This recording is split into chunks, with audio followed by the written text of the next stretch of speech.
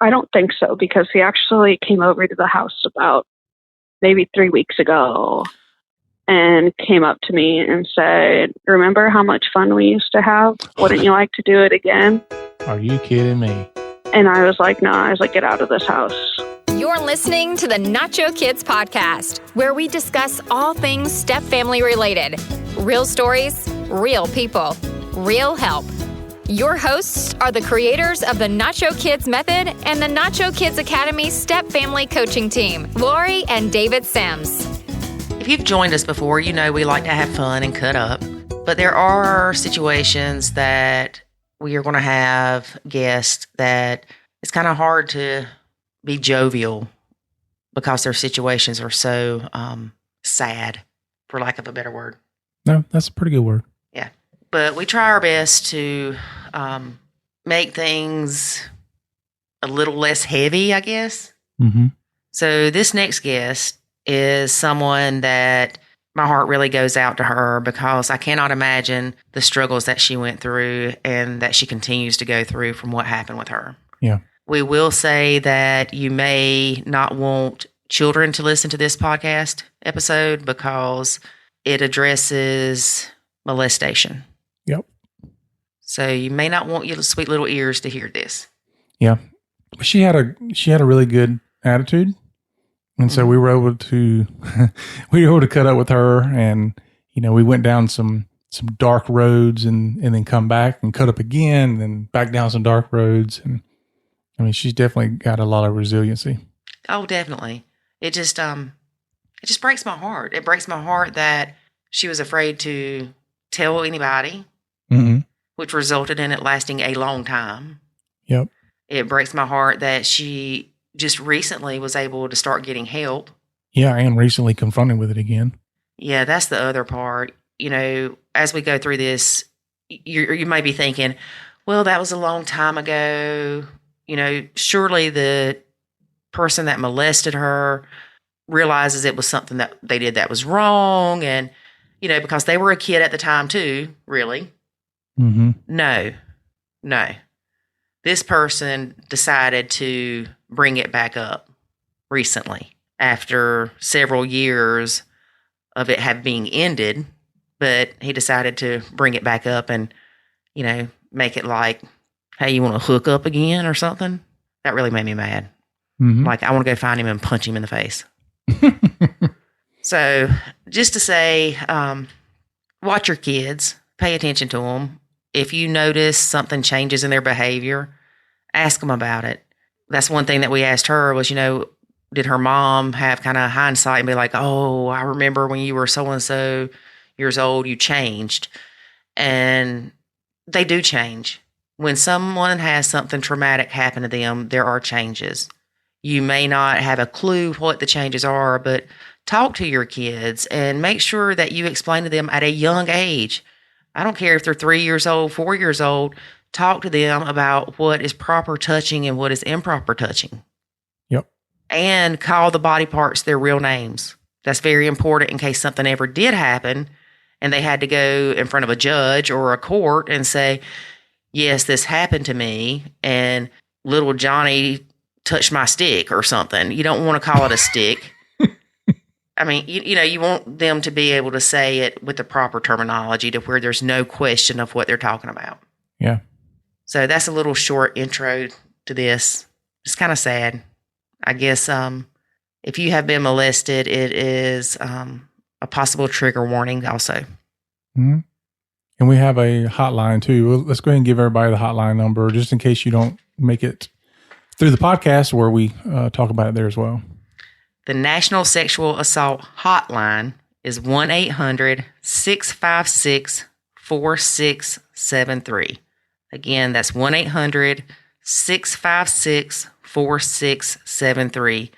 You can call these people and talk to them anonymously and get some guidance and some help. Yep. I think they even have an online chat as well. So if you can't call or don't want to call, but certainly, keep that information if you happen to need it or think you might need it. And I guess we'll get into the interview. Anything else? Yeah, I do believe they might have a chat thing because I know this suicide prevention has a chat either an online chat or a text message. It's an online chat, but there is a service that does text messages too. So anyway, there are people out there to help you if you've experienced this or if you know someone that is. Yep. Okay, here we go. There is a way to save your sanity and your relationship, and it's called the Nacho Kids Academy. In the Nacho Kids Academy, you will learn the skills and knowledge to properly nacho, techniques to handle step-family challenges, ways to improve your communication, and much, much more. Visit NachoKidsAcademy.com and sign up today to join other step-parents who are seeing the life-changing benefits of nachoing. Again, that's NachoKidsAcademy.com. Today, we have the pleasure of speaking with a stepdaughter from Illinois. Hello, stepdaughter from Illinois. Hello. And just to make sure everybody understands, you're not my stepdaughter. No. From Illinois. Or mine. No.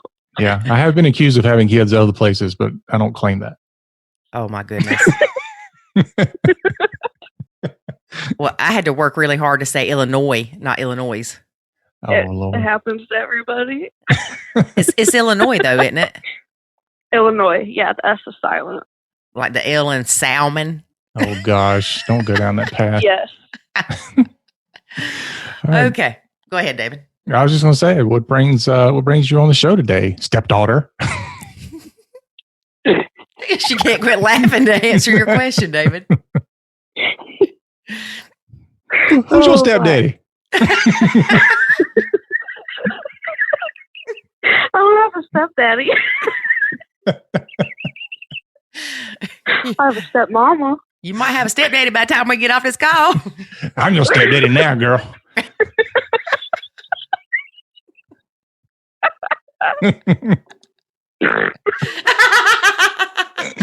Oh, she snorted. Pig snort. I love it. I do it too. Oh, crap. No. You had no idea, did you? No. All I right. don't even So, know what to say. well, just tell us about how, when did you become a stepkid? How old were you? I was 18 months old Oh, wow.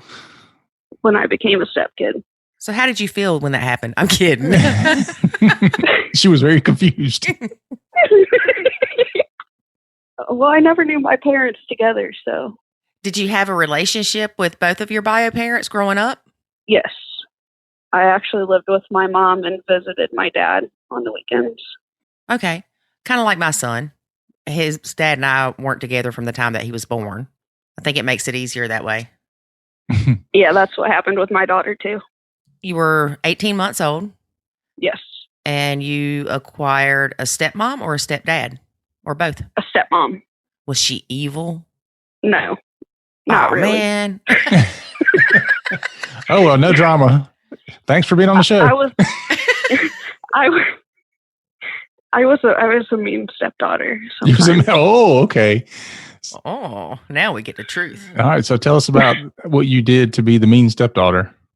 I used to say some pretty harsh things out of anger because my dad would make her the bad guy, and every time my dad wanted to tell me no, he'd make my stepmom tell me no. Oh, that's a bad choice. Ooh.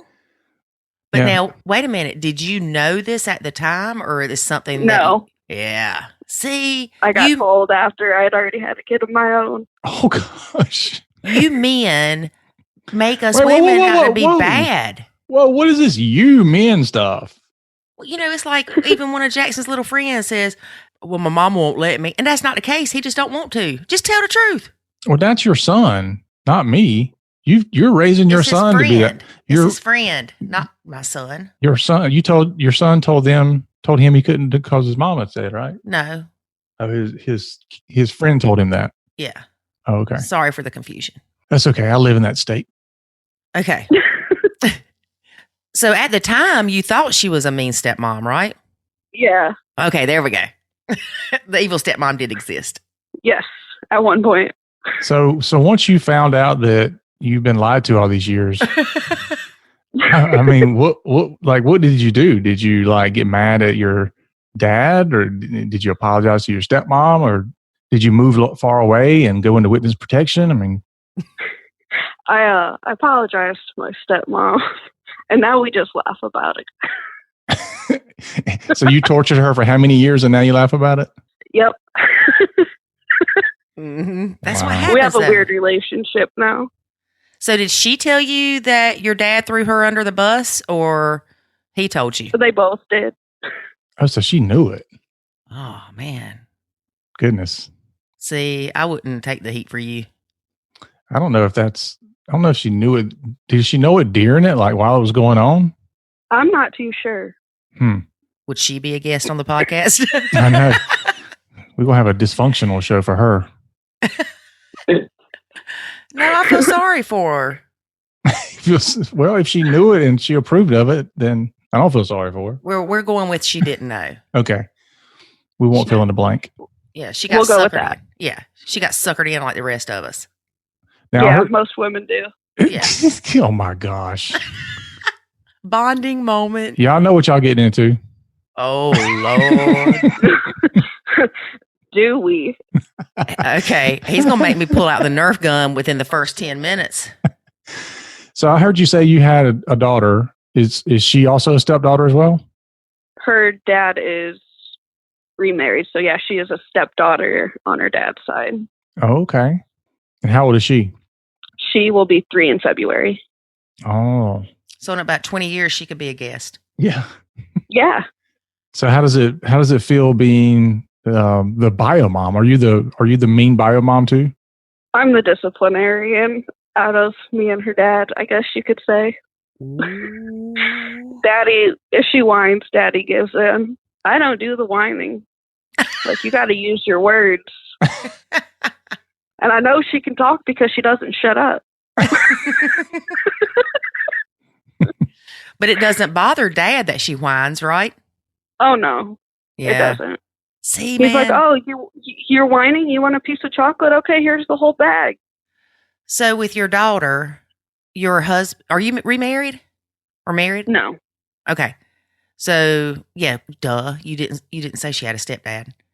So her bio dad just lets her get away with everything. Yes. Do you have a relationship with her stepmom?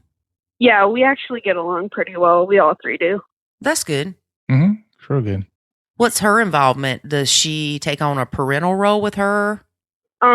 She tries not to overstep boundaries. So, like, if he was working, he'll take my daughter over to his grandparents or something because they have 2 other kids together.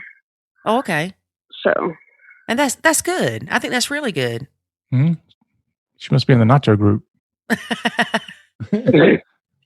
She may be in the Nacho group. You never know. maybe she is. Yeah. She may have actually been a guest. You never know. Yeah. Never. I guess I don't. No. So what other kind of challenges did you have growing up as a stepdaughter? Some challenges I had. Well, I guess the boys, my stepbrothers, they got treated differently than I did. Like, if the boys wanted to go out with their friends, like, they could go out with their friends, but, like, I couldn't. That's because they couldn't get pregnant. Yeah, They could just impregnate everybody else. exactly. So how many stepbrothers did you have? I have 2 stepbrothers. Were they close in age? Yes. Okay. They're, like, 16 months apart. And what about with you, age-wise? Oh, with me, one of them's 4 years older and one of them's 5 years older. Okay, so there's a good bit of age difference there. Yeah. They were pretty much starting school, kindergarten, when you came into the picture. Yeah. So I'm assuming, are these your dad? Wait a minute, your mom's. Are these your mom's kids at all, or no? No. They're Okay. my stepmom's kids from her previous marriage. Okay. All right. So stepmom is she's the evil one that didn't never do anything wrong. And she's got 2 kids. Poor stepmom. Yeah. All right. So you've got 2. So basically you pretty much were raised with them your entire life. So you probably felt like they were your brothers. Is that Yeah. accurate? Okay. And so what were your challenges with them? other than they could go out and stay out later and you couldn't? Me and the oldest one, wasn't so nice to me. Oh, okay.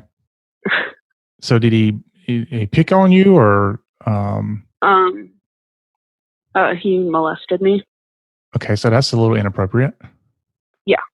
So when did that start? Like, at what age range were both of you? I was 8 and he was 13. Wow. And we actually hear about that more often than people think that happens. Do you know of anybody else that's happened to? I do not. You don't? You're not the only one. No. Kind of walk us through it, how you feel comfortable walking us through it. I don't know any appropriate way to say this, but was it like more than one time? It was until I was 14. Wow. Did you ever tell your dad? My dad and stepmom do not know, but my biological mom knows. And I didn't tell her up until about 2 years ago. Wow. So you didn't tell anybody? No. So how do you feel now about it? How long has it been? And you don't have to give an exact number, but has it been 10 years, 20 years? It's been about 8. Okay. And so how do you feel now about it? Like, do you feel like he got away with something? Have you had any type of counseling? I actually go and see a counselor twice a week. Great. When did you start going to a counselor?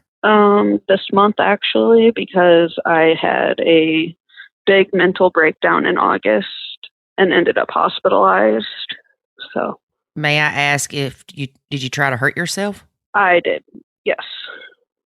I called my half sister and just told her that I needed to go to the hospital, and off we went. Kudos to you for calling her before you attempted something. I'm sure that wasn't an easy conversation or a phone call to make. It was not. Definitely wasn't. So, did you not tell anybody because you were embarrassed or because you didn't want to get him in trouble? I thought that if I told anybody that, I guess he's the older brother, they're going to believe him over the youngest. I just felt that like they wouldn't believe me. Mm-hmm. Is he aware of the damage he's done? I don't think so, because he actually came over to the house about maybe 3 weeks ago and came up to me and said, "Remember how much fun we used to have? Wouldn't you like to do it again?" Are you kidding me? And I was like, no. I was like, "Get out of this house." I'm sorry. I'm in shock. Wow. Yeah. I mean, that just makes me mad. Well, it makes me feel like, okay, because I guess I went from, this happened several years ago and you're still processing it and things have moved on, so kind of. And now I'm sitting here going, dude, somebody should string him up. Right. I mean, he needs to be held accountable. This is not like. This isn't a child's mentality. Yeah, this is disturbing. It was a shock. Like when he was like, "I need to ask you something," I thought it was like just, I don't know. Didn't think it had anything to do with that. And I was like, "Yeah, you can ask me anything, like whatever." And then he said that and I like freaked out and I had to call my counselor right away. Now, is that what brought on the episode of your breakdown? No, this was after the fact. Okay. That I had already been in the hospital. What was he doing at your house? He was talking to my dad. Okay. Do you and your dad live together? Yes. Okay. So you live with your dad and stepmom and still? My stepmom. Yeah. Okay. And he came over to see his mom and stepdad. Yeah. And decided to torture you a little more. Yeah. Now, I take it with you living with them, you probably have seen him over the years, right? Yeah. But this is the first time that he brought it back up? Yeah. He hasn't, after I turned 14-ish, he hasn't said anything about it until recently. I think I'd be tempted to put a camera up somewhere and then call him over and tell him how I've reconsidered and let him just spill the beans, and then I'd have him on video. Don't give her any ideas, David. I would, I'm telling you. That, or I would Lorena Bob at him or something. Well, I was thinking I'd have shot him, but please don't take anything that we're saying as things that we are suggesting for you to do. He's To gonna retaliate. get banned from the podcast world for our violence. Girl, I'm in shock. What did your mom say when you told her? She asked if I had told anybody else, and I said no. And then I told her not to tell anybody.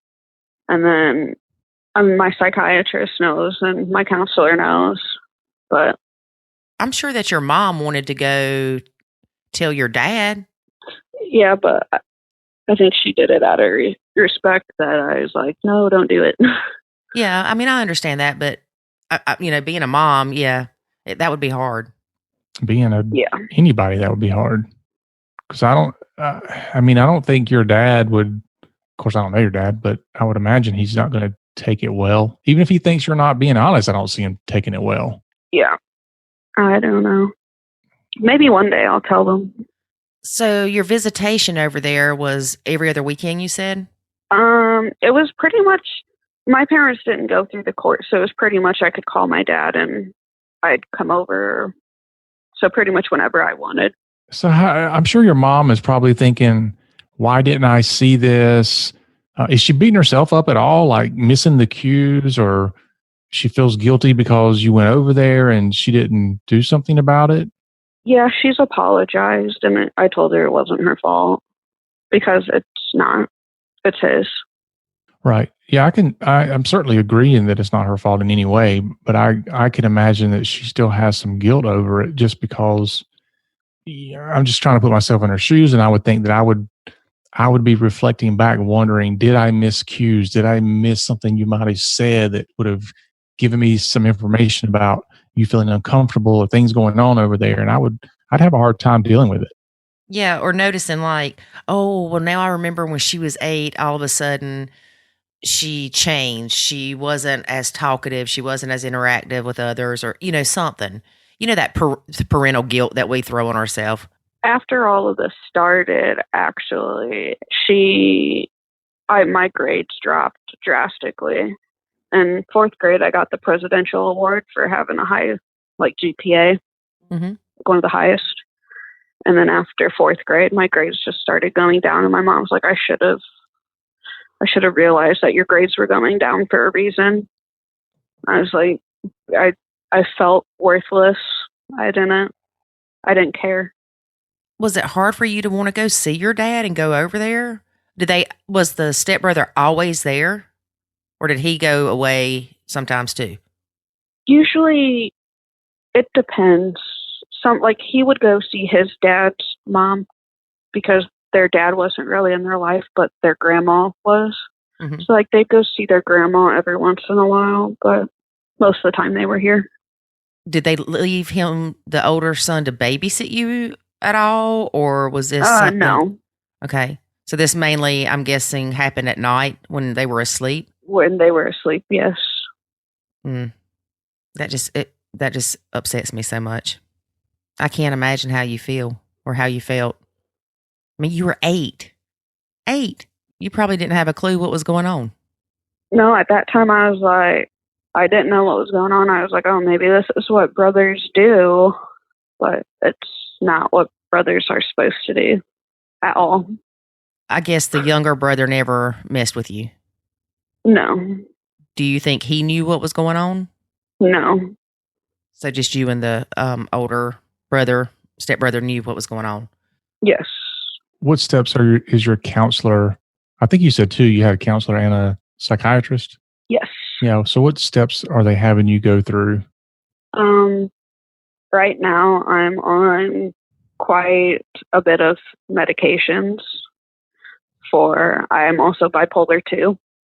So I'm on a bunch of mood stabilizers, and I'm on antidepressants, and I'm also on medication for PTSD. And then I go and talk to the counselor twice a week. Right. Does your dad know you're going to see a therapist and psychiatrist and all this stuff? Yes. He doesn't wonder why? I just told him because I have had a lot on my plate. Yeah. So do you feel like the counseling is helping? A little bit. It feels better to like get it out, so I'm not like holding it all in. Right. But you carried it for so long. And I'm sure that it took your childhood away. It did. I can't sleep with my back to a door. I can't go out in public places by myself. Is that because you're afraid somebody else will do the same thing to you? Yeah. Yeah, because it's somebody she trusted. And so, and don't let me speak for you, but I imagine when that trust is broken with one person, then you really don't know who to trust. Your brother is supposed to protect you and not hurt you. And one of the people that were supposed to protect me hurt me in the worst way possible. Yeah. Now I'm assuming you've had some relationships after that. I mean, you have a little girl, not that you had to have a relationship, but you could have been like Lori, just sitting on the porch minding your own business. And next thing you know, oh Lord, it's like, how did I get pregnant? There was a marriage out of that. She's like, oh, put a Cracker Jack box and look what I got. Look at my prize. I forgot where I was going with that. Relationship. Yeah. So you have a relationship with, so how did that affect your relationship with your ex or your baby daddy or whatever you want to call him? My ex-husband, one time while I was pregnant, he wanted to do what married people do. And he was a little too demanding, and that ruined our marriage. I wouldn't let him touch me after that. Because it freaked you out. But he didn't know either, right? I mean, I'm assuming. No, he doesn't know. I was just going to, how unfair is it that she can't have a normal relationship? And it's not fair to your ex-husband because he did something that he wasn't aware of that would cause an issue. I mean, I had told him about me being molested, but I didn't tell him by who. Yeah. After that, did you explain to him it freaked you out? Was he apologetic, or was he just like, well? He said he was sorry, and then I was like, it's going to take me a while to recoup from this. Because it was just like major flashback. And during that time, he decided to go and sleep with somebody else and get her pregnant. Well, then. His new wife, actually. All right. So y'all weren't even divorced by that point? No. I found out when I was in the hospital in labor with our daughter. But you're friends with her now. Yeah, we go along now. She can have him. In my book, once a cheater, always a cheater. Yeah. If you can cheat on your pregnant wife, I mean. Yeah. That don't rank you up there too high on the I'm a good guy board. No, and I always told him, I was like, because he's from a state where 16 years old is the age of parental consent, and she was 16 at this time. Oh, Lord, I knew you were going to say that. And he was 20, and I told him, I was like, I probably could have gotten past the cheating part, but the cheating with the 16-year-old part, I cannot get past. I was like, so I want a divorce. Well, if he would have known that beforehand, he would have picked somebody older. Oh, my gosh. Yeah. Yeah, I don't know that I don't know. I can't get past the cheating part, but I'm just speaking for me. Girl. I guess I wanted my daughter to have her parents together, but because I never had that. But then after a while, I was like, no, because my daughter would see me unhappy, and then that would cause for an unhappy baby. And we co-parent really well together, so. So what's the sex and age of their kids? They have a son that is 6 months younger than our daughter. And then they have a daughter who will be 1 in, I think, the next couple months. So, I mean, I know they're still young, but do you have fears that your daughter's stepbrother may do something like that? It'd be her half brother. Yeah. I need a flow chart for your family. It's crazy. No, I've never thought about it. Well, good. Great. Now I made her think about it. Yeah. Now you're going to get more therapy. Well, I mean, I understand David's point. Maybe when your daughter was 8, maybe something would trigger you to think about it. That's possible. Yeah. But I'm thinking, and correct me if I'm wrong, but I'm thinking through your experience that you will have had a talk with your daughter about inappropriate touching, and that to tell somebody, you, her dad, even stepmom or the police, somebody, a school counselor, if somebody ever touches her inappropriately. Yeah, I will definitely have that conversation with her when she is old enough to understand. And I will let her know that that is not what brothers do. Right. Are both of her half siblings brothers? No, she has a half brother and a half sister. You know, I remember when my son was little, a friend of mine that was a nurse, she said, don't ever call their body parts something different than what the real name is. Because you don't want to end up, if something ever happened, you don't want them to end up in court trying to explain something that happened to them and not using the appropriate terms to where, to where somebody could go, oh, that's not what they meant. Until I came along. And then I told him it was just Wiener Schnitzel.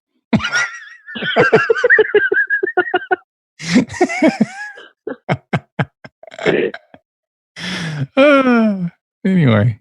Yeah, David works against me sometimes. Hey, you'll have that. Yes, you will. We're not going to talk about what his kids thought the body parts were. All right, let's get back on track. Yeah, we're going to have to put a disclaimer in the front of this one. So we have this happen, or not happen, but we have this talked about from time to time in the academy as well as in the Facebook group. And typically it's a parent or step parent that says, you know, I see this happening, or I think this is happening, and what should my response be? So, you know, coming from the other side of it, what do you think that a parent's or step parent's response should be if they feel like that's happening, or if they know that's happening to a kid in their household? Pull them aside and just say that no matter what they tell you, you're still going to love them. And that if something is happening, then you need to know so something can be done and it doesn't happen anymore. So I wish I would have told my parents when it was happening, and hopefully that's what they would have told me. Yeah, I was going to ask you in hindsight if you wish that you would have said something then. I wish I would have, yes. And the tough part is, you know, if you're a step parent and you know this is happening or you see it happening, you know, how do you tell the other parent that you saw something or you believe something's going on? I mean, I'm assuming if you got a decent relationship, but if you're in that point where, you know, you can't say anything about the kids without the other person blowing up at you, and now all of a sudden they think you're making something up to make their kids sound bad or look bad or whatever, that's a tough spot to be in. That would be a tough spot to be in. But at the same time, I think that I would do it anyway. Like I would tell somebody. I think when it comes to certain stuff like that, you just kind of have to be like, I'm not trying to start anything, but this is what I saw.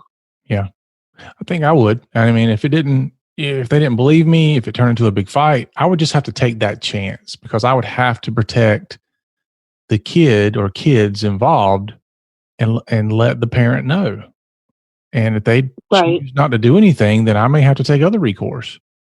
If it's still going on and the bio parent's not doing anything, I don't know. I don't know what I would do in that situation, but I'd probably end up bringing in authorities. Knowing it's going to destroy my marriage, but I would probably still do it. Do y'all do Christmas and stuff with them? No. I do Christmas with my daughter's dad and his wife and their kids and my mom and my half sisters. With the Yeah. Yeah, that's what she said. That's what it, With her With the- and her ex and the 16-year-old, which she's not 16 anymore,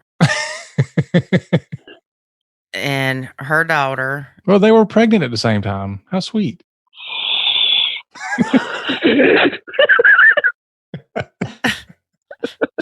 We should have took bum pictures together. I know. Yeah, with your bellies all touched up together. Yeah. Could you imagine though that her husband's like, oh, I gotta go. My other one's having a You could have taught her how to drive to get her driver's license. I could have. She could babysit yours while she's taking care of hers. Well, that's the thing I thought about when she said the age. I'm like, my God, that could have been the babysitter. Yeah. That's just disgusting. Dirty old man. So how, there's nothing dirty about that. So how Hey. David, you better clarify. You should see her face. It's hilarious. So how did the No. You clarify that there is something wrong with a 20-year-old sleeping with a 16-year-old. There's absolutely something wrong with that.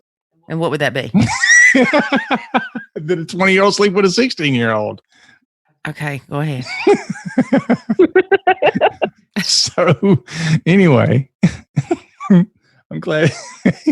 I wish this is a video. It's hilarious, those faces she's making. So how did he meet this 16-year-old? Like, He used to be a lifeguard at a swimming pool. And Oh my God. before him and I met, he took her virginity. well, And he- what? So was she 12? I mean, what was, Holy moly. so how old was she then?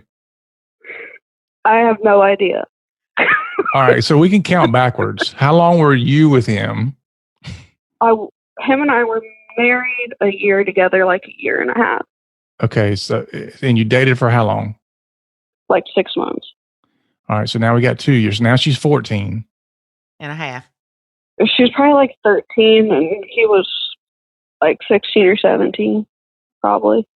Yeah, well, they always say it's easier to, if you've already been there, to go back. Editing that part out.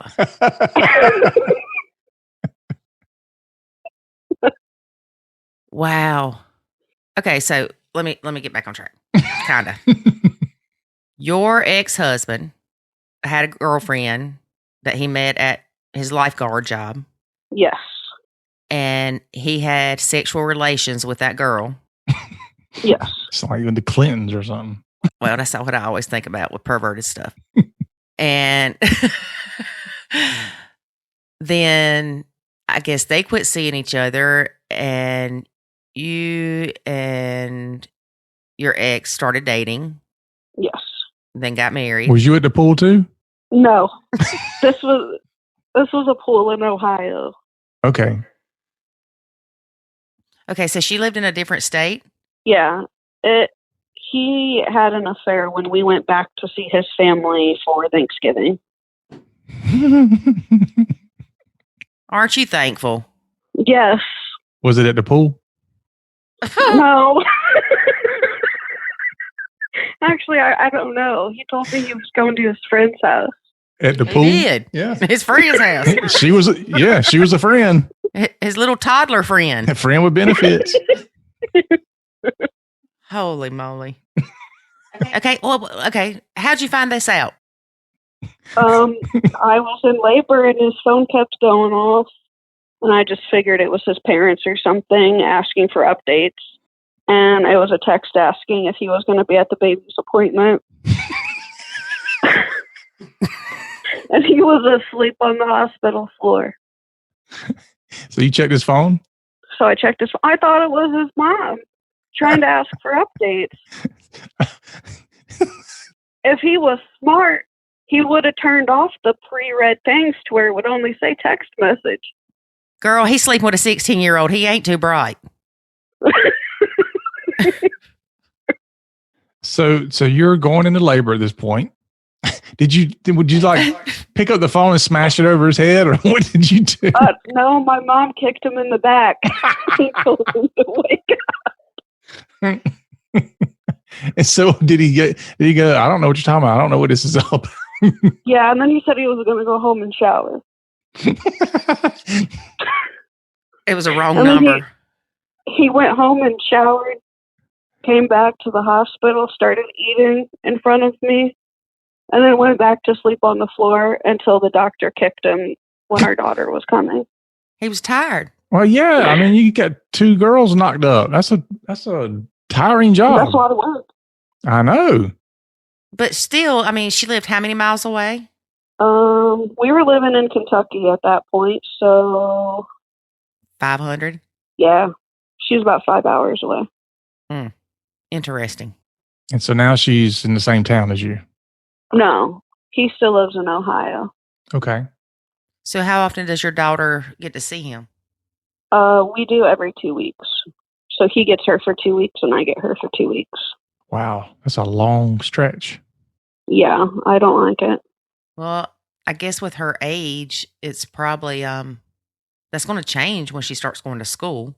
When she starts school, he'll get her like for 2 weeks during the summer and then on every break. Okay. Yeah, but he's going to be going from I get her 2 weeks at a time to 2 weeks. He could go months without seeing her. Right. He's going to be like, I'm taking you to court. Well, if he does that, he'd just screw himself over because in the divorce papers it stated that once he got out of the military, he was to move to Illinois. And he didn't move to Illinois, he moved to Ohio. So if he moves, whenever she hits that age, if he moves to Illinois, then I guess, you can keep the same schedule. We'd stick with the same schedule. Okay. When you got divorced, was it because of adultery? Yes. So that would go in your favor. Yes, it would. Finally, something in her favor. Right? Well, let me ask you this. Is there like a statute of limitations to where you could press charges on your stepbrother? In Illinois, it's, I think, 2 years, if I remember correctly. If it wasn't 2 years, do you think that's something you would consider or no? Yes. Is that because of what he did recently? Do you think if he wouldn't have made that little smart aleck comment that you might have, maybe wouldn't consider pressing charges, but since he did make that comment, then you're like, oh, look at here, dude. It's because he made that comment recently and he has a stepdaughter of his own.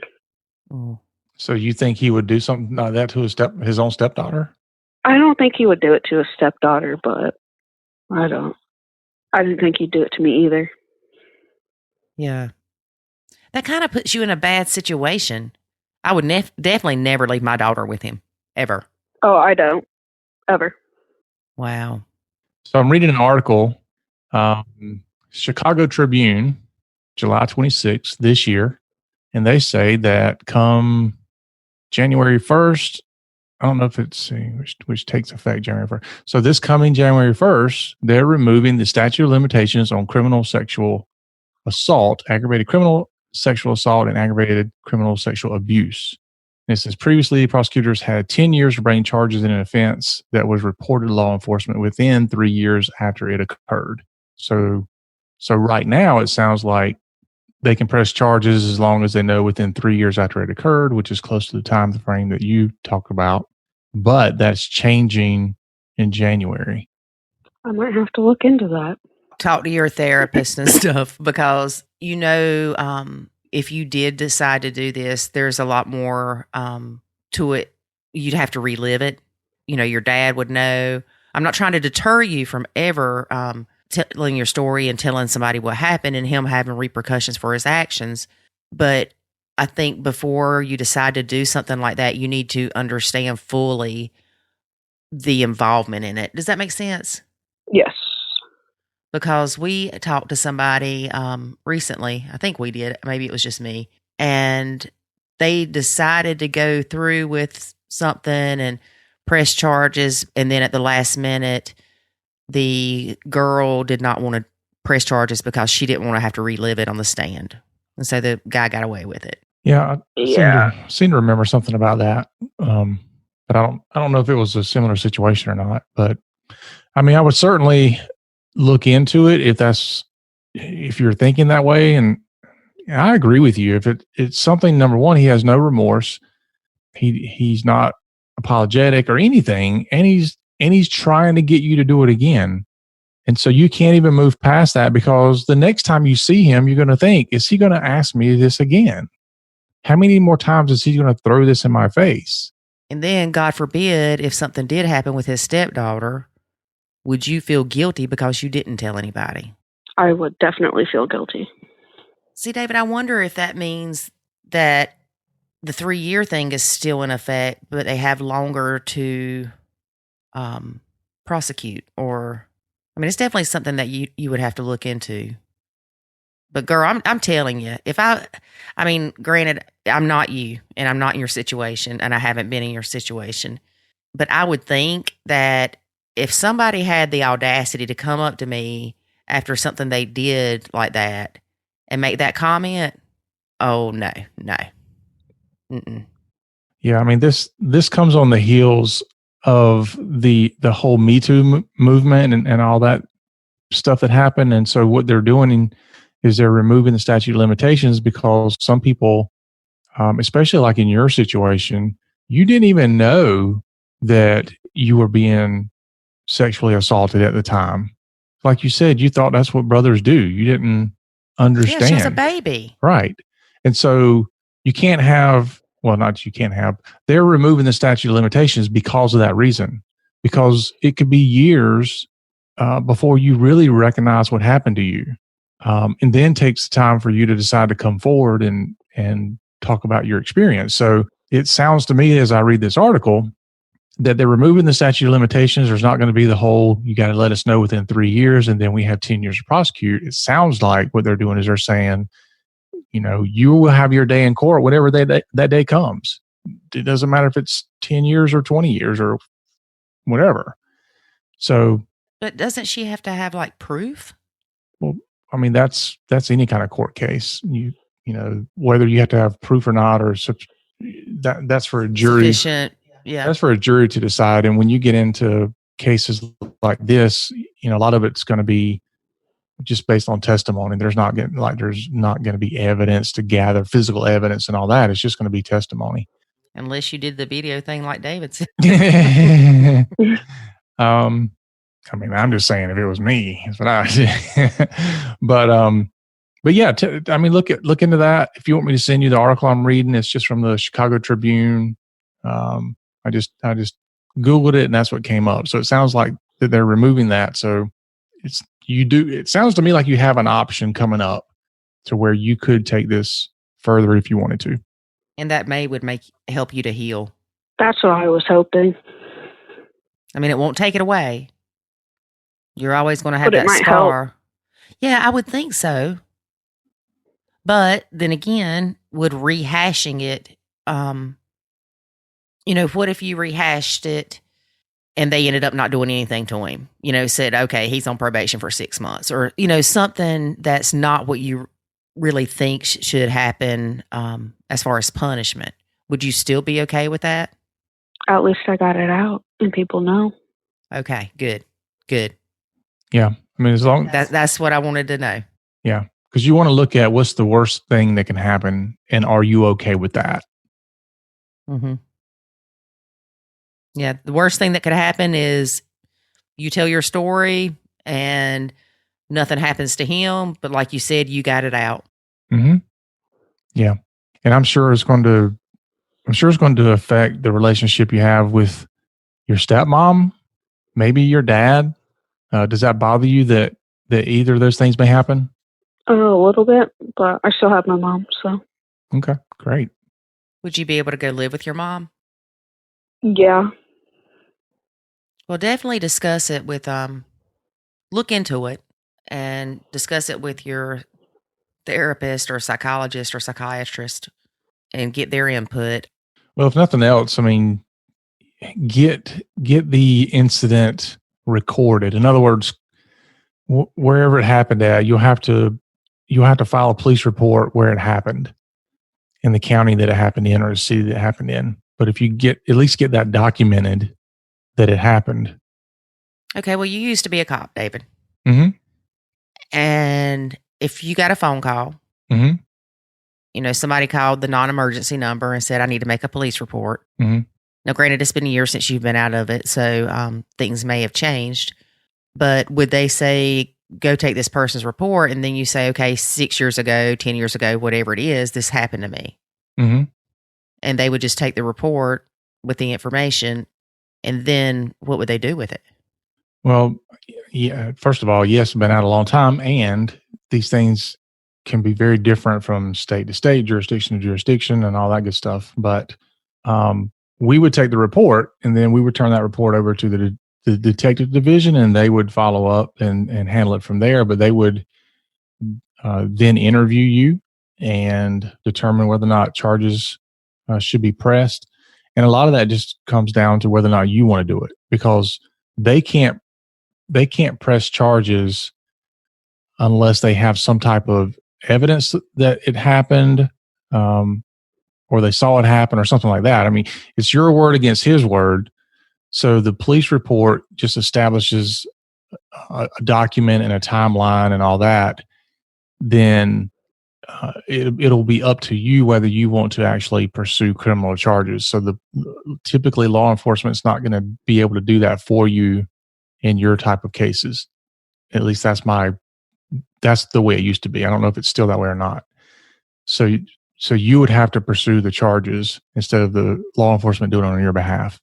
Okay. And like you said, that may even change from state to state because, you know, years ago with domestic violence cases, they changed it where the state places the charges against the person. The individual that was abused doesn't have to.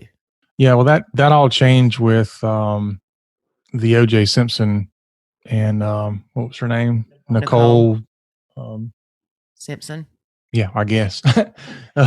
Anyway, when all that happened, it changed because there was a lot around that there was domestic violence and everything, and so they changed that. And I was a police officer during that time, and I remember that changing. And what really changed wasn't that we couldn't arrest people before. It was more that we didn't have very many options at that point, because typically what would happen is if we came in and there were two people and they were fighting, you know, if there were no marks on either person, or if there was like, you know, a little scratch mark on somebody, then you would say, look, just, you know, what can y'all do to get along?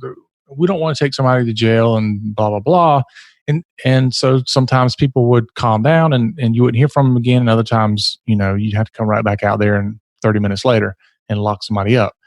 But you kind of had some options. But what changed there is that they basically told law enforcement that if you go out and there's any sign at all of abuse or struggle or anything like that, you don't have an option. You will arrest somebody. And so you go out and somebody's got a scratch on them, and now all of a sudden you're arresting somebody because the other person has a scratch on them. And I don't necessarily agree or disagree with it, because I think there's good and bad out of that. You know, the good thing is you don't have to have somebody who's, you know, you got a wife or a female that's being abused and she doesn't want to press charges because she doesn't know what repercussions can come of that. Law enforcement can step in and make the charges, and they don't even need her to be part of it. And she doesn't have to worry about what's going to happen because she's not involved in it at that point. She has no control over it. The downside to it is that, you know, some people would start, you know, scratching themselves or hitting themselves in the face with stuff. And then all of a sudden now people are going to jail and they've not done anything wrong. So I know we got off on a off track there a little bit, stepkid. Oh, you're fine. But that being said, there are different laws in different states, different ways that different jurisdictions handle things. So it's definitely something worth pursuing. If you think that it would help you heal and you're okay with regardless of what the outcome would be, girl, I would say go for it. Especially since dude wants to bust up in there and make smart aleck comments now. No. Right. Yeah. Do you feel like that set your healing process back when he did that? Very little. Well, good. Good. Yeah, because I really thought that you would say yeah a lot. Mm-hmm. At that point, I had already started my counseling. So I guess I'd learn, I don't want to say to like ignore it, but Not react to it. yeah. Well, I'm not sure. So let me ask, do you feel like you're more empowered now than you were before, so that even if he tried to do something, you know that, you know, you can fight back, or you can scream, or you can run, or whatever the case might be?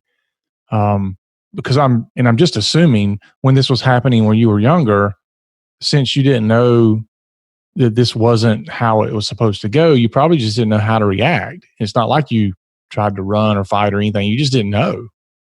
Yeah, I just kind of took it, I guess. So he's assuming that, what was his words? The you had fun times because you weren't reacting in a way that told him that it bothered you or upset you or was That it inappropriate. wasn't okay. right. Yeah. But he knew. You know he knew. Oh, Of course he you did. knew. I did look up on Legal Shield, and I don't think they handle that. They handle everything else, from military law to immigration issues, bankruptcy, collection dispute, search and seizure, child custody issues, labor law. But it doesn't look like they really do anything with criminal cases. Yeah, I didn't think they did. We're pretty good friends with one of the state's attorneys. There you go. Yeah, I mean, you definitely want to get legal advice, and if this article I'm reading is accurate, then it sounds like you probably want to wait until, you know, after January 1st, when the law changes. Yeah. Yeah, you're going to have me Googling all kind of stuff tonight. That's what I'm going to do after. Well, I think it gives you an option that literally before this call you didn't know you had. Yeah. I didn't. I figured it was past time. So how does that make you feel, that knowing that you may be able to do something after all? Excited and scared. Mm-hmm. That's the way I felt when I met Lori. David, you seem so insensitive when you say stuff like that. Gosh. As my mom would say, he's a man. Amen, sister. I just don't even know. You know, it's like, really, dude? I mean, She's excited. David. I'd be excited too. I don't want to lock his tail up too. If any psychiatrist / psychologist / therapist are listening and would like to have David as a patient / client, please feel free to contact me at Lori@nachokids.com. Because there is obviously something wrong with him. Do you think anybody can provide the kind of help he needs? No. I know you can't see me shaking my head, but it's one of those like bobblehead things.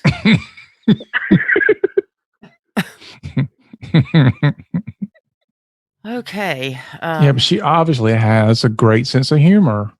Yeah, she does. I tried. Thank goodness. If she didn't, you'd have her crying like you did .comma that time. Remember that? My niece had this friend, and she had a boyfriend that lived a couple hours away, I think. I don't know. Well, she had gotten the tattoo of the semicolon on her wrist. You know, the .comma. This isn't the end of my story. I think it's like a suicide prevention awareness thing. And so we called her .comma because we just like to pick on her. Well, David had this poor little girl convinced in about 45 minutes that her boyfriend was cheating on her. That's so mean. Tell me about it. I was right. You don't know that. just because they broke up soon thereafter does not mean you were right. He was probably right. Oh, Lord. You know, look, okay, you tell me, stepdaughter. When Yes, stepfather. there you go. Oh, Lord. Who's your stepdaddy? Oh, my gosh. All right. So here we are at Christmas time, right? And this, I don't know, how old was she? Probably 16? Okay, so she's like 16. We're at Christmas time. No. It was after my mom passed away, I think. So she was like 18. Okay, so she's 18, but it wasn't at Christmas time? Right around. Okay, so we're sitting there at Christmas time. This girl is calling her boyfriend, this couple hours away, lives a couple hours away, during Christmas now, and he is either not answering the phone, or when he does answer the phone, he's like, I can't talk right now. He was eating Granny's rice pudding. No reason. I would say, well, why is he doing that to you? Why is he ghosting you? And she's like, I don't know. He won't tell me. I'm like, he's busy. He's cheap. Yeah, he's busy. He's busy getting busy. Oh, Lord. All right. So, stepdaughter, what do you think? She's like, I don't know what to think, David. Either he was with family or he was busy getting busy. All right. That was my point. So, why is it that's one. There's two choices there. 50-50. I don't know what his relationship with this family is. So I didn't either. I didn't care. My point was, I told him the same thing you just said. So why is it mean of me? You told her. I told her what you just said. And so I think I was doing her a service. Yeah. I mean, wouldn't you want somebody to tell you? You would like somebody to have told you that your husband was messing with the girl at the swimming pool? Well, yeah. It would have been nice to know. I know. Then you wouldn't have went swimming with him. I had already done swam with him. I know. Then you had a tadpole. Oh my gosh, I can't edit all this out. We're going to have a 5-minute podcast by the time I edit you out, David. It's going to sound really weird with just you and I talking. Stepkid. Who's your stepdaddy? David, stop. But David, you didn't know if the little fella was cheating. Why are we talking about this? I don't remember. Because we were talking about my sense of humor. Yeah, David. Yeah, she's got a good sense of humor. You have to, especially all the stuff she's been through. Is that why I have a good sense of humor? Putting up with you? No, you're just stupid. And yes, I know he married me and he's stupid. That's a compliment. That's my term of endearment to David. They say opposites attract. Yeah, we opposite. Yeah, I'm the smart one. He's the non-compassionate one. Stepdaughter, you tell her. Have you felt nothing but compassion for me during this call? For you? For you or from you? See, look how he twists stuff around. She never knew that today was going to be the day that she became a stepdaughter again. Hey, what's one more to the family tree? Yeah. Wow. Yeah, we'll add another branch. At least she's got branches. I mean, some places it's not even it's just a straight tree. David, I don't think that's possible except for when you go back to biblical times. Okay. I've never seen the straight tree. Yeah, I don't either. See, he's messing with me again. Now I'm going to be thinking all night, is that possible? Bamboo? Girl, you feel compassion towards me, don't you? Yeah. Thank you. I'm sorry. Thank you. But you married him. Maybe I'm the stupid one after all. That's what I was saying. Lord have mercy. All right. So let's get back on track. We're going to help other people. If you know somebody that is in a situation similar to yours, what would you suggest, what steps they should take? For instance, you just recently started going to therapy and a psychiatrist. Do you wish you would have done that sooner? I wish I would have done it way sooner. Are you, do you still have feelings of like shame or embarrassment about it, or are you over that part? I still have days where like I can't even look at myself at all because I'm like, you're gross. But you know better, right? You know better. Yeah, for the most part, I'm like, I'm not worthless. I'm not trash. I'm not disgusting. I'm not what he did to me. I'm not, yeah. And counseling's helped me with that a lot. Yeah, I mean, you definitely have to realize you're not defined by that incident. No, you're not at all. Your life isn't over when that happens. No, yep. The story isn't over. Yeah, that's right. And, there's something that we do in the Nacho Kids Academy that's like, I did it in February the first time, so it was like 28 days to change your thinking, and we're getting ready to start it again in November. We're going to name it Change Your Stinking Thinking.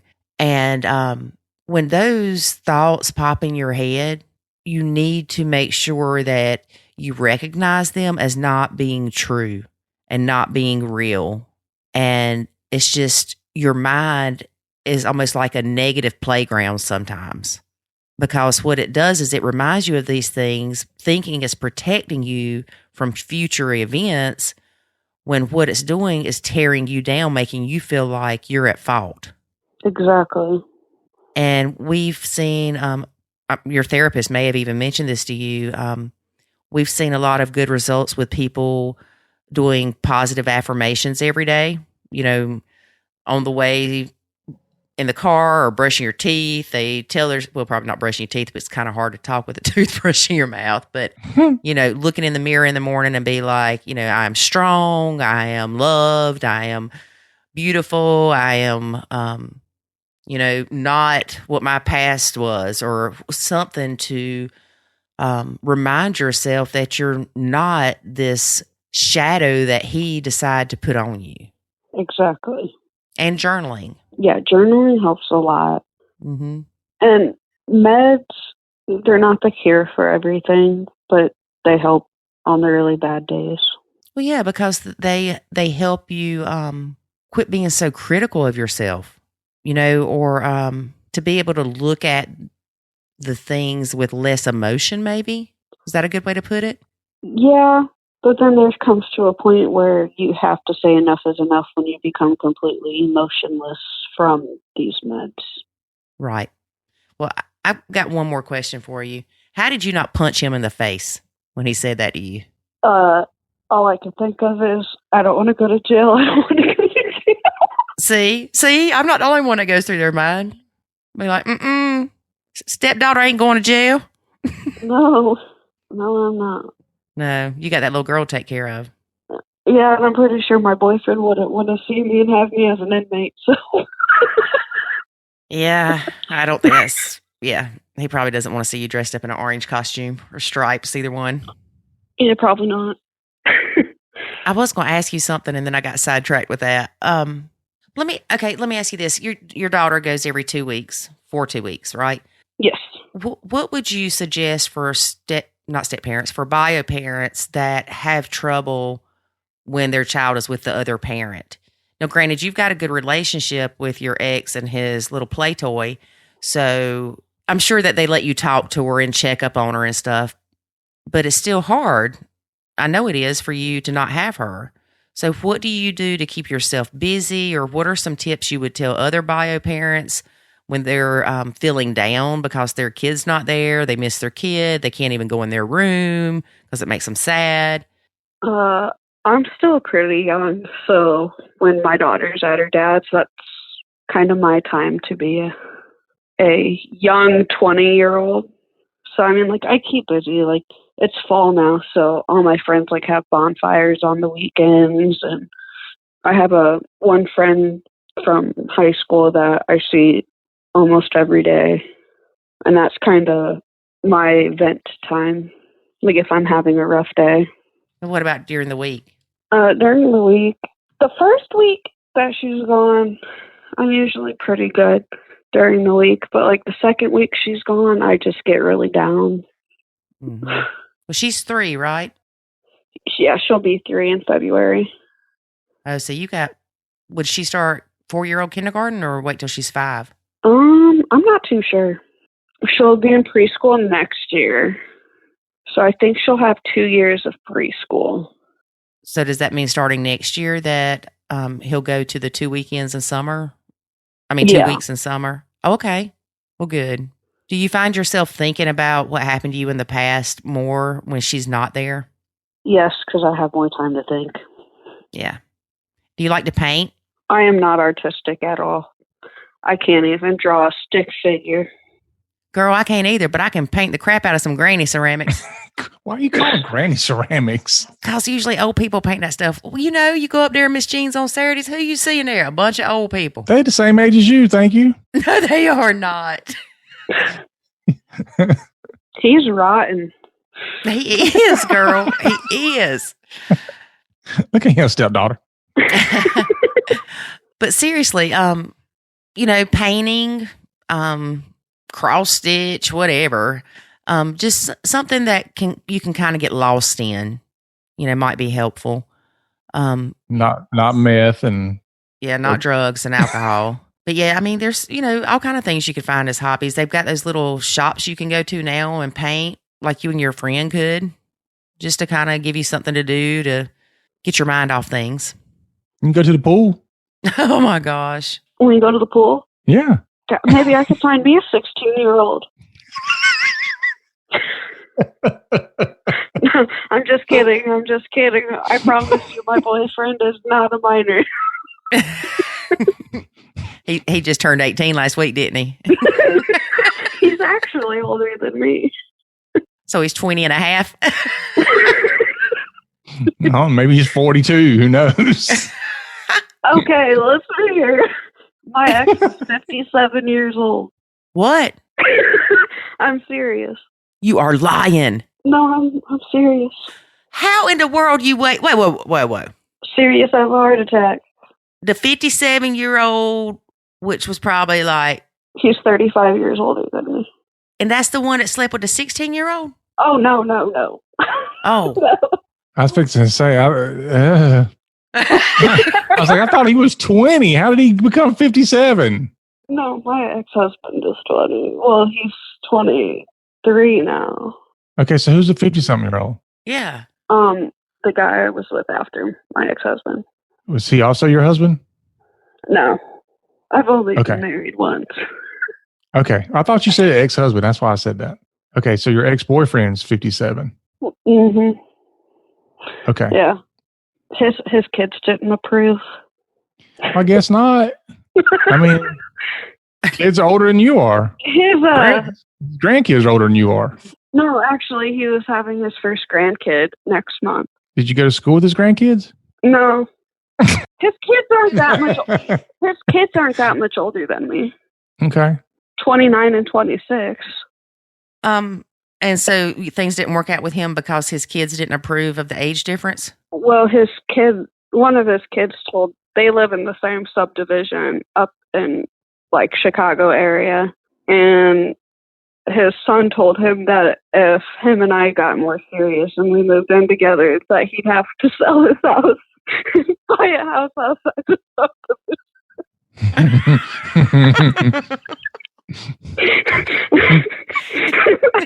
Yeah, I would have come to see his daddy. I'd have parked right outside the front of the house in the subdivision with my stripper heels on and walked into the house. That's why God did not make you a girl. I know. I've done it as a dude. I look good in stripper heels. I said, okay, well, we can still be friends, but I don't think your kids approve. So y'all ended on a good note. Oh, yeah. We still talk every now and then. Is that a wink, wink, nod, nod? No, I just ask him how he's doing. Yeah. My boyfriend's 23. He's younger. Same age as my ex-husband. You can't find a happy medium? You just want to go? Well, The young one didn't happen, so let's find somebody who's almost retired. Well, where did you meet Pawpaw?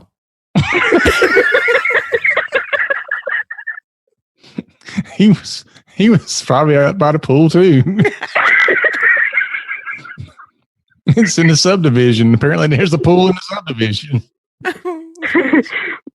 My grandma lives up there. I'm sorry. So he was visiting your grandma, and you stole her man. You and your grandma fighting over the same man. That's sad. This is getting better. How did you leave this out to the end? Because who would want to tell somebody you stole the grandma's boyfriend? Yeah, you're right. So you go ahead and crochet, grandma. I got it. I'll take him. Come on, Papa, I'll get you Walker.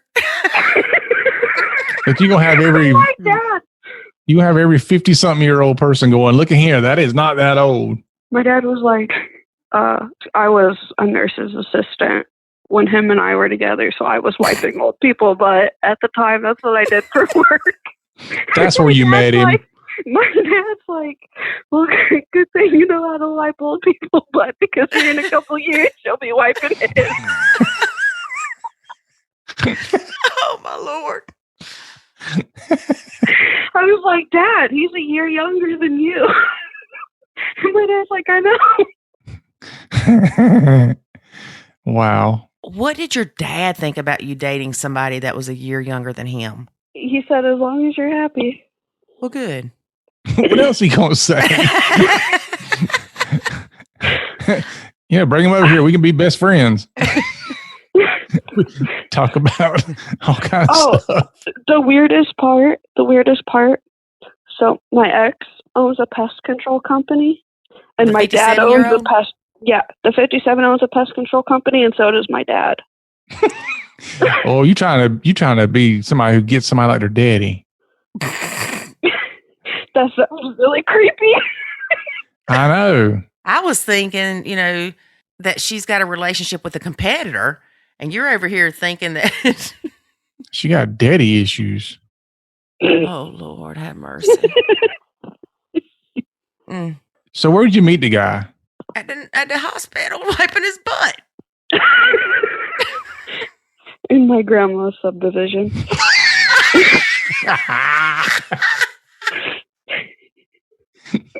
All right, so you got to walk me through this. You're visiting grandma. Well, hang on. Is it like an old people subdivision? No. He's 50-something. My ex's son lives in that same subdivision. That's right. See, I'm confused with all your exes. It's just a bunch of rich people. Okay. Like $550,000 houses. Oh, so you was walking around the block looking for a sugar daddy. No. Told you she had with them stripper heels on. I never once asked him for any money. Never intended You didn't have on to. asking. I bet you didn't. Although we did go to okay, weird story time. So he came to visit me, and I live like 2 hours south of him. And he had to take a bus, or he still got his license? No, he still has his license. Okay. Well, he goes, let's go to the casino. And I was like, okay, let's go to the casino. So he was just popping in hundreds. And then he goes, okay, cash out whenever you want. And whatever you get is what you get to take home. And I was like, what? I cashed out right then before I bet anything. I made it. He put 200 in and I made it up to 500. Well, that's pretty good. I was like, yep, I'm taking this. Buy you some new stripper shoes. And then my mom's boyfriend's friend works at the casino. And the next day I went over to my mom's house, and my mom's boyfriend's friend was like, so I saw you at the casino last night. And I was like, oh yeah, who was I with you? I was like, I don't know, some old guy.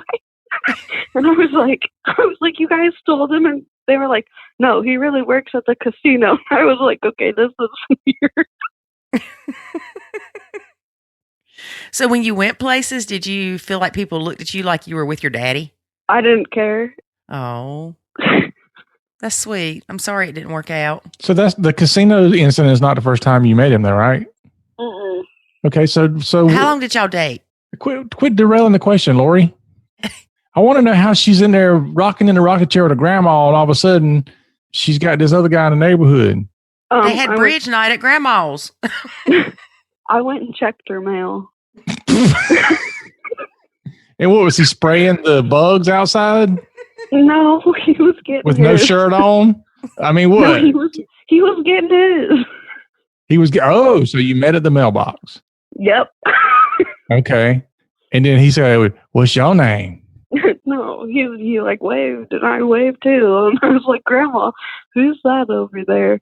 And she was like, oh, this is so-and-so. And I was like, oh, okay.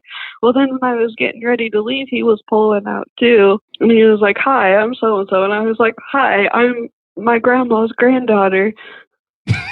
I hope you didn't say I'm my grandma's granddaughter. Well, no. Okay. And he was like, oh, how are you? And then we just started talking. And then he said, do you want to ride on my wheelchair?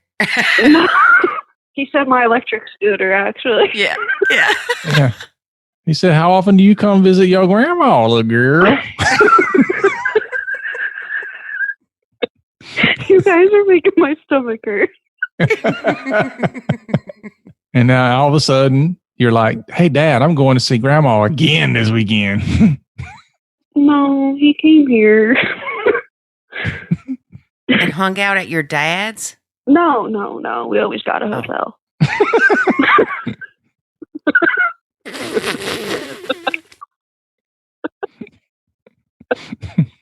It's like Pretty Woman. Oh, no. I did not mean to just call you something bad. She just called you a hooker. I know. I'm sorry to say, but I'm not a prostitute. She just flat out called you a hooker. I'm sorry. You know I did not mean that. If David would have said it, then yeah, you could question it. But I said it, and you know I didn't mean it. I'm just sitting here thinking of this young girl and this old guy, and y'all getting a hotel, and Julia Roberts just popped in my head. So that's what I thought. I'm sorry. Oh, Lord. I don't think you're a hooker. This is getting edited out, right? Yeah, this part's getting edited. This is absolutely not getting edited out. Man, you know how many people will be like unsubscribe when they hear me calling her a hooker? You gonna have some 60-year-old up in Chicago and be like, that's me. Be like, that was my girl. That's right. So, what is your current boyfriend? Does he know you dated an older man? Yeah. Does he spray bugs too? No. He's a corrections officer. I thought you were gonna tell me he's a lifeguard. No. Never dating a lifeguard again. What does your ex do now? My ex, he delivers pizzas. Baby daddy? Yeah. He delivers pizzas for dogs. Why are y'all laughing about that? Because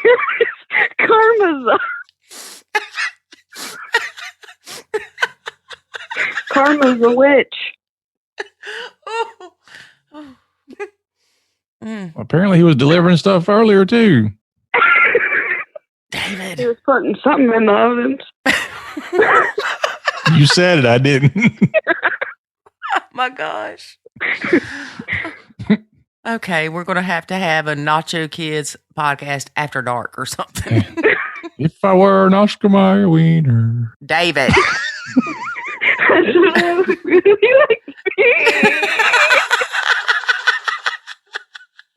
And if I was an Oscar Mayer wiener, everyone would be in love with me.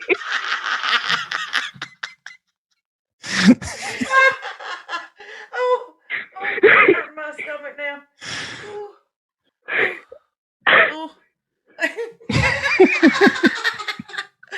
Oh, next time you see your ex, you're just going to bust out laughing. He's going to be like, what? I'll be like, nothing. I like that domino sign you got, boy.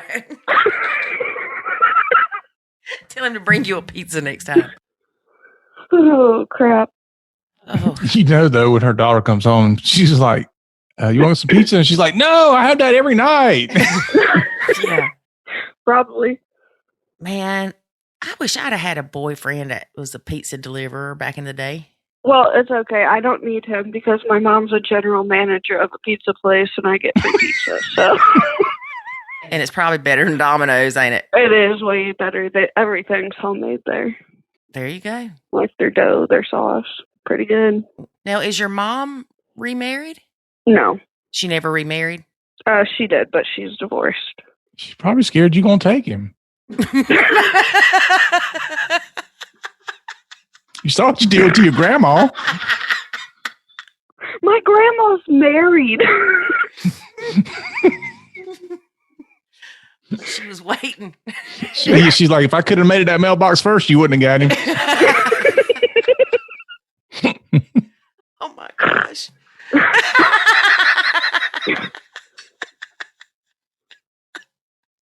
Woo. I'm right there with you, girl. It's getting hot. Whew. All right. I don't even know how to what to say next or how to end this. What's going to be fun is to see how I edit this. Okay, David, let's be serious. Well, I'm not even going to bring David into this. So, I have really enjoyed talking to you. You have been a lot of fun, despite the reason that you're basically a guest on our podcast. I enjoy being on it. And we do wish you the best with recovering, or I don't even know the word. Help me, David. Pursuing closure. Yes. See, he always finds good words.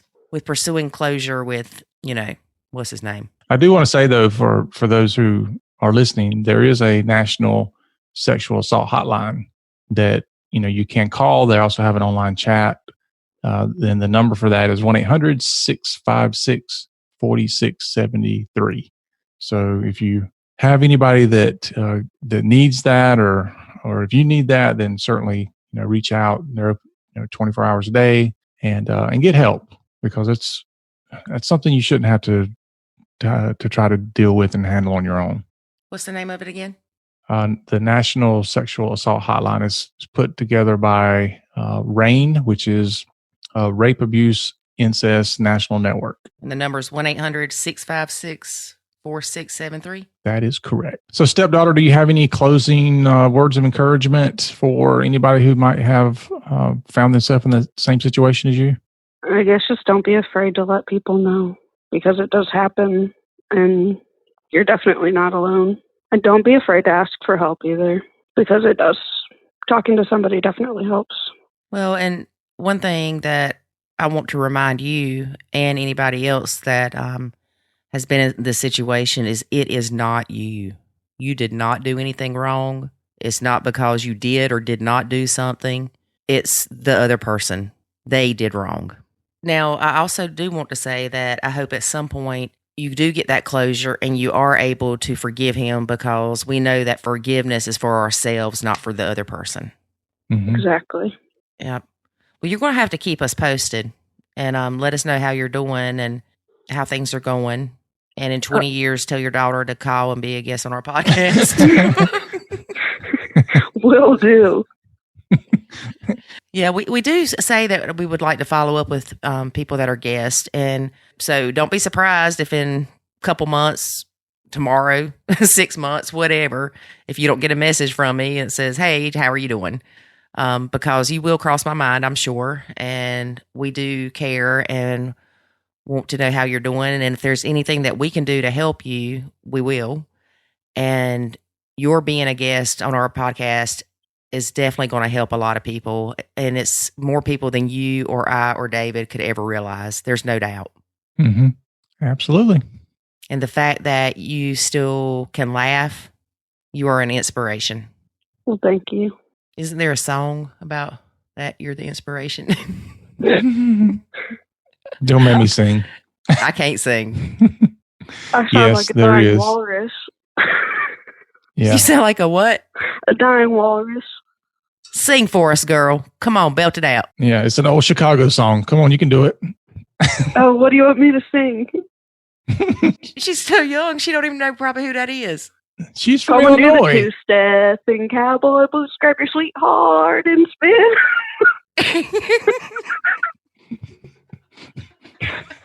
There you go. That's not an old song. I don't know any old songs. But you didn't sound like a dying walrus. Oh, I do have one more question before we let you go. Okay. Did Grandma have any input about you dating her neighbor? She just said whatever. She's thinking, these darn youngins. She's like, I'm just trying to finish this crossword puzzle. Leave me alone. But you know, if you would have stayed with him, then your dad would have been able to give him guidance on Medicare and stuff when all that came time. Because that's some confusing stuff. Okay, one more question. How did you get over the fact that he cheated on you with her, and yet you still have a decent relationship with both of them? Because obviously she knew he was married. It didn't happen until like my daughter was like a year and a half old. But I was like, it's not about me. It's about her. And he didn't do this to her. He did it to me. So why should I punish my daughter by Making things harder. Yeah. Mm-hmm. I mean, I still have a little bit of resentment, but it's not like, gosh, I can't stand to look at you. It's more like, gosh, I wish you'd run into a wall. Well, it doesn't sound like she got a peach of a person, though. No. Yeah. Well, stepdaughter, it has been so nice talking to you. It's been nice talking to you, too. Stepdaddy, you want to say bye to your stepdaughter?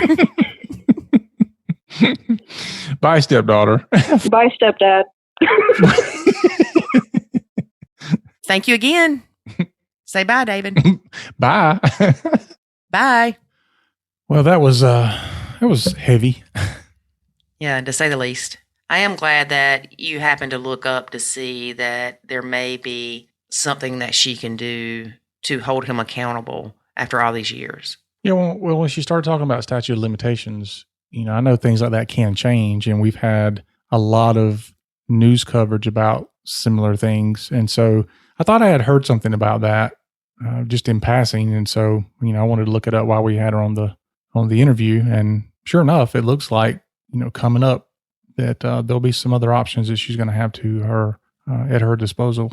Right. And I hope she didn't take it that I was discouraging her to pursue something against this person. I watched too much Law and Order, y'all, to where, the victims go to court, they relive all this, and then nothing happens to the person that hurt them. And so I wanted to make sure that if she went through with this, that if nothing happened, that she was still okay with that. Yeah, no, you're absolutely right. People have to understand that you should know what the worst possible outcome can be, and then be okay with that. Mm-hmm. And if you are, then great.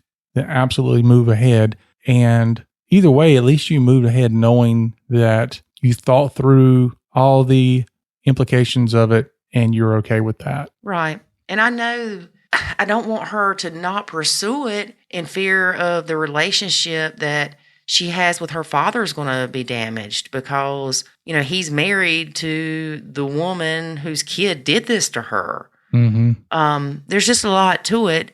But no, I don't think that someone should not press charges. But I think that you should completely and fully understand the impact that it's going to have, so you're aware of that and not blindsided by it. Yeah. Be prepared for what might come, mm-hmm. and how you're going to deal with that. And there's going to be people that, even though you're the victim, there are going to be people that are not happy that you made that decision. Right. As crazy as that sounds. And there may be even people that don't believe you. But you know what? It's your story, it's your struggle, and it happened to you. Don't let the fear of what other people think stop you from getting justice. I still think I would record him, like I said. Yeah. Yeah, David and his FBI tactics or whatever they are. Yep. But too, it's like I asked her, God forbid if something happened and his stepdaughter was messed with and she didn't tell anybody. how would she feel? Really, that's her saying that she would feel horrible. That's almost motivation enough to do something. Mm-hmm. You don't want somebody to get away with this. And yeah, it happened to her a long time ago, but really, and this might be too much Law and Order stuff I watched again, there might be 15 other people that he's done this crap to. Yeah, you really don't know. No, you don't. So if you know someone that has been molested, not necessarily by a stepbrother, there are things to help these people. Be supportive of them. There's the hotline, the National Sexual Assault Hotline, and it's 1-800-656-4673. And I'm sure that there's also plenty of Facebook groups. Oh, yeah, I'm sure. And other areas to get help. Counseling is not a bad thing, or therapy. There's grief counseling for when somebody dies. There's divorce counseling. There's blended family counseling or coaching. There's for everything you can think of, really. Yeah. No, and it's not a weakness thing. I mean, I know when I was growing up, it was kind of one of those things where if you needed counseling or you needed therapy, that was kind of a sign of weakness. Yeah, like you were a psycho or something. Yeah, like you can't figure out your own stuff, but it's really not. It's more of a, we honestly go through therapy a lot. We just don't recognize how we're doing that. Yeah, therapy could be as simple as her talking to us about what she did or what happened to her. It was therapeutic for her to get it out. Yep. People often turn to a friend or a family member to talk about things, and that's part of therapy. Mm-hmm. And there's a lot of things that can be therapeutic.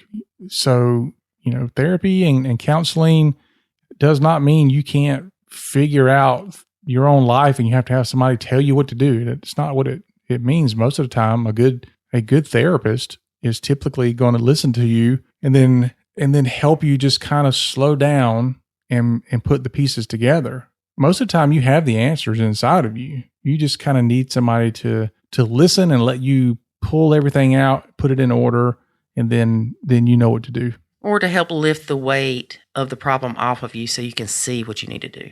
Well, part of the therapy too is just the fact that you know that you're not alone. How many times have we heard that in step families? Like just knowing you're not the only one going through a certain scenario in and of itself is therapeutic. Mm-hmm. Yeah. And I know through our coaching with blended families, we've ran across several that went to therapy and they didn't find the right therapist. And that's okay too. If you go to therapy and you just don't feel like it's helping you, find somebody else. There's many other people that you can go to. Now, granted, don't just look for a therapist that's going to tell you what you want to hear. Mm-hmm. Because we see that a lot too.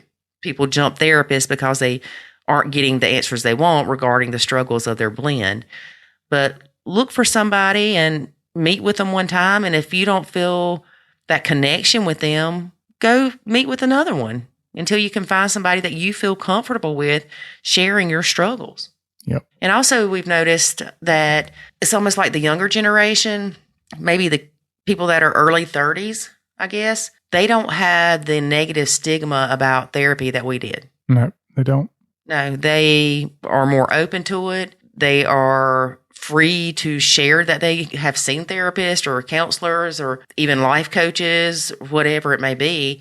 They're not ashamed of it, and I'm glad. Well, part of it is that it's part of their norm. Like even when you go to a school now, there's counselors in school. There were not counselors in school when you and I were in school. Yeah, there was. There were not grief counselors and things like that. No, they had guidance counselors. Right. So but their guidance counselors were there to make sure you were taking the right classes. No, you could go talk to them about problems. Okay. Well, I never did. Oh, that's the problem. So I never knew that that's what they were there for. No, then. They were there for stuff like that too. But again, the little kids that had to go to guidance, it's like, ooh, what's wrong with them? Okay. I learned something I didn't know. So for all you guidance counselors out there from the 80s, I didn't know this, that you did all that stuff. Mm-hmm. They did. But like I said, there was the stigma to it still. Mm-hmm. So probably the little kids that needed counseling didn't go. But don't be ashamed at all. Thank God that David and I didn't have that stigma and went and saw Mr. Butler, because that's what saved my sanity. That's questionable if you ask David. Mm-hmm. But it definitely saved our blended relationship and my relationship with the stepkids. And as a result, we are able to help others do the same. Yep. So make you an appointment. Yeah. And you don't have to stick with the first one you find either. It's not like you're running around, like Lori said, you're not running around trying to find somebody who's going to tell you what you want to hear. Mm-hmm. But you should be able to gauge whether or not what they're telling you makes sense. Right. You need somebody that when you walk away, you're like, I'm glad I went. That was helpful. Yeah. Yeah. If they tell you stuff crazy, because we went to a counselor one time and for the kids, not for us. Yeah. And what they told us was nuts. Yeah. And I mean, everybody we ever told the story to is like, do what?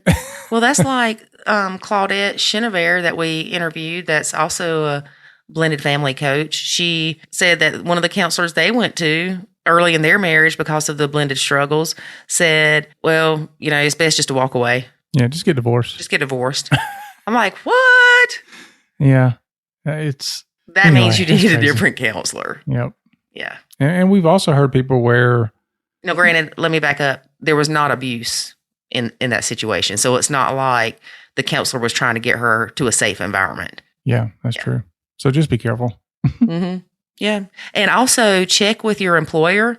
They may have what's called an employee assistance program, EAP, to where you get so many free counseling sessions a year. Mm-hmm. And so that may be helpful if you don't have the funds to go see a psychiatrist or whatever. I forget how many it was that I know my work used to offer, but check it out. It's worth checking out. Yep, absolutely. Mm-hmm. So I'm glad that she agreed to be a guest on our podcast, and I commend her for talking publicly about her issues, even though they were anonymous, even though she's anonymous. That's still hard because you still have to relive a lot of stuff as you're going through that. Yeah, it was very touching. So I just pray that she continues to get help from her psychiatrist and her therapist, and that if she decides to pursue charges against this person, that is successful. Yep. And then maybe she can be back on here to tell us the good news that she was able to find her closure, if that's such a thing, with something like that, or to heal. Mm-hmm. And whether it's from her pressing charges or not, but that's what we hope for. Yep. All right. So, making me sad. We got to go. All right. That is our show for today, folks. Be sure to join us next week for another session of Nachoing. Oh, one more thing. If you are someone that has experienced this and you would like to be a guest on our podcast to share your story to help others, contact me at Lori@nachokids.com. And that's LORI@nachokids.com. Thanks for listening to this episode of the Nacho Kids Podcast. Find us online at nachokids.com. Until next time, remember, life is good when you nacho.